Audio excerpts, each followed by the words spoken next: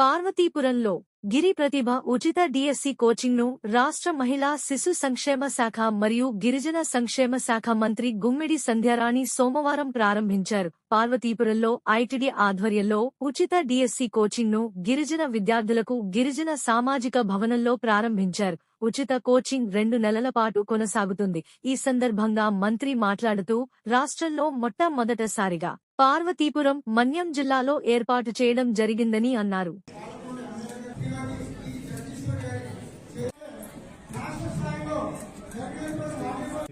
అనే కార్యక్రమం ఈరోజు గౌరవ మంత్రి గారు చేతుల మీదుగా ప్రారంభించడం జరిగింది. ముఖ్యంగా ఇందాక మన పార్వతీపురం ఎమ్మెల్యే గారు చెప్పినట్టు ఉత్తరాంధ్ర అంటే డిఎస్సికి పెట్టిన పేరు. యాక్చువల్లీ నేను కూడా టీచర్ నుంచి ప్రొఫెషన్ లోకి రావడం జరిగింది కలెక్టర్ గా. సో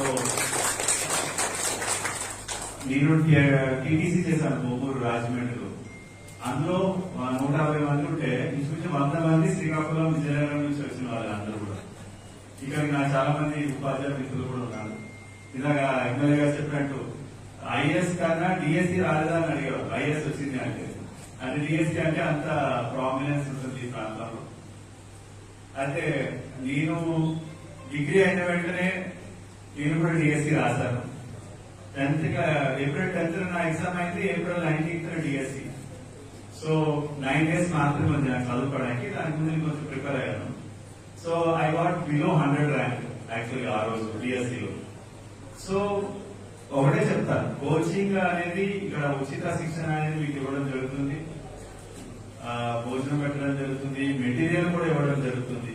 కానీ ఈ కోచింగ్ వల్ల వచ్చే గైడెన్స్ ఓన్లీ మీకు కొంచెం నాలెడ్జ్ ఇవ్వడం అనేది ఉంటుంది.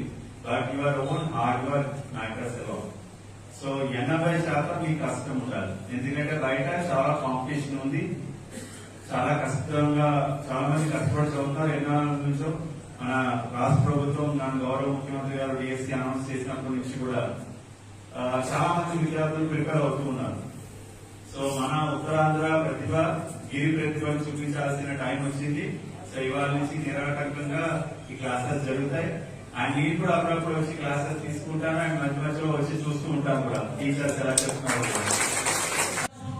ముఖ్యంగా ఏంటంటే రాష్ట్రంలో మొట్టమొదటిసారిగా మన మన్యం జిల్లాలోనే ఫస్ట్ ఫ్రీ కోచింగ్ సెంటర్ ఏర్పాటు చేసుకోవడం మనమే ముందు ఏర్పాటు చేసుకున్నాం. రాష్ట్రంలో ఇంకెక్కడా మొదలు పెట్టలేదు.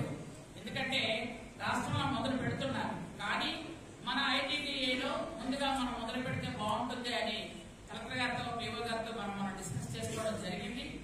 అయితే ఎందుకంటే ఇక్కడ ముందుగానే కోచింగ్ ఇస్తే మన పిల్లలకి బాగుంటుంది, వాళ్ళు కూడా కొంచెం దాని మీద ఇంట్రెస్ట్ చూపించగలిగితే ఎక్కువ మంది ఈ డిఎస్సి ఇప్పుడు మన రాబోయే టీచర్ పోస్ట్ కొట్టగలుగుతారు అని మాకు ఎక్కువ అభిప్రాయం, ఆశ ఉన్నాయి. ముఖ్యంగా ఏంటంటే చంద్రబాబు నాయుడు గారు ముఖ్యమంత్రి అయిన వెంటనే మెగా డిఎస్సి 16,500 పోస్టులు ఏర్పాటు చేశారు, తీస్తున్నామని చెప్పారు.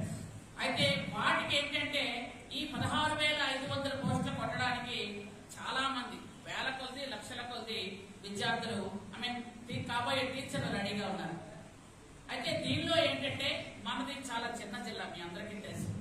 మన్యం జిల్లా చాలా చిన్న జిల్లా, కానీ మనకి 2 ఐటీడీఏ ఉన్నాయి. మనకి ఏంటంటే సీతంపేట ఐటీడీఏ ఇక్కడ దూరం ఉంది కాబట్టి అక్కడ కూడా ఏర్పాటు చేసుకుంటే బాగుంటుందని ఇప్పుడే ఐడియా వచ్చింది. యాక్చువల్గా ఇక్కడ ముందుగా అనుకోలేదు. ఎందుకంటే ఎమ్మెల్యే గారు అడిగిన వెంటనే అక్కడ కూడా చేస్తే బాగుంటుంది అక్కడ నుంచి రావడం కంటే అక్కడే ఒకటి ఏర్పాటు చేసుకుని, అక్కడ ఐటీడీఏ ఉంది కాబట్టి అక్కడ ఫండ్స్ తో అక్కడే ఏర్పాటు చేసి సీతంపేట ఐటీడీఏలో కూడా పెడతాం. ఇక్కడ ఏంటంటే ముఖ్యంగా మనకి టోటల్ గా మనకి 236 అప్లికేషన్లు ఎంతవరకు వచ్చాయి.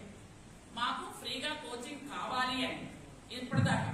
దానిలో మనకి 144 మంది ఎస్టీలు మనకి ఇచ్చారు, అలాగే ఎస్సీలు 44 మంది ఇచ్చారు, అలాగే బీసీలు 42 మంది ఇచ్చారు, ఓసీలు 5 మంది ఇచ్చారు. మొత్తం 236 మంది టోటల్ గా ఇంతవరకు అడిగారు. ఇంకా ఎవరైనా ఇంకా కావాలి అనుకున్నట్టయితే ఖచ్చితంగా మనం వాళ్ళకి కోచింగ్ ఇవ్వడానికి ప్రభుత్వం రెడీగా ఉందని మీ అందరి ద్వారా తెలియజేస్తున్నాను. ఎందుకంటే ఎవరైతే కోచింగ్ తీసుకోలేరో, ఎవరైతే ఆర్థికంగా వెనుకున్నారో, ఎవరైతే వాళ్ళు ఈ కోచింగ్ తీసుకోవడానికి సుముఖంగా ఉండి వారికి వనరులు సహకరించట్లేదో అట్లాంటి వాళ్ళు ఖచ్చితంగా ఇక్కడికి వస్తే ఖచ్చితంగా మనం కోచింగ్ ఏర్పాటు చేద్దాం. ఎందుకంటే మీరు అందరూ పెద్దవాళ్ళు కాబట్టి 9 to 5 మీరు ఏదో ఒకటి తీసుకొని రావచ్చు, వెళ్ళొచ్చు. ఎందుకంటే ఇక్కడ మనకి ఉండడానికి వసతి సౌకర్యం అయితే ప్రజెంట్ అయితే లేదు. ఎందుకంటే ముఖ్యంగా ఆడపిల్లలకి, ఎందుకంటే ఆడపిల్లలు చాలా జాగ్రత్తగా ఉండాలి కాబట్టి కొంచెం జాగ్రత్తగా చూసుకోండి. ఎందుకంటే మీరు ఇక్కడికి వచ్చిన తర్వాత 9 to 5 ఖచ్చితంగా మీరు ఇక్కడ కోచింగ్ తీసుకుంటూ చదువుకోవడానికి, అలాగే మీకు 24 గంటలు అవైలబుల్ గా ఉండడానికి లైబ్రరీ ఓపెన్ చేసే పెడతాం.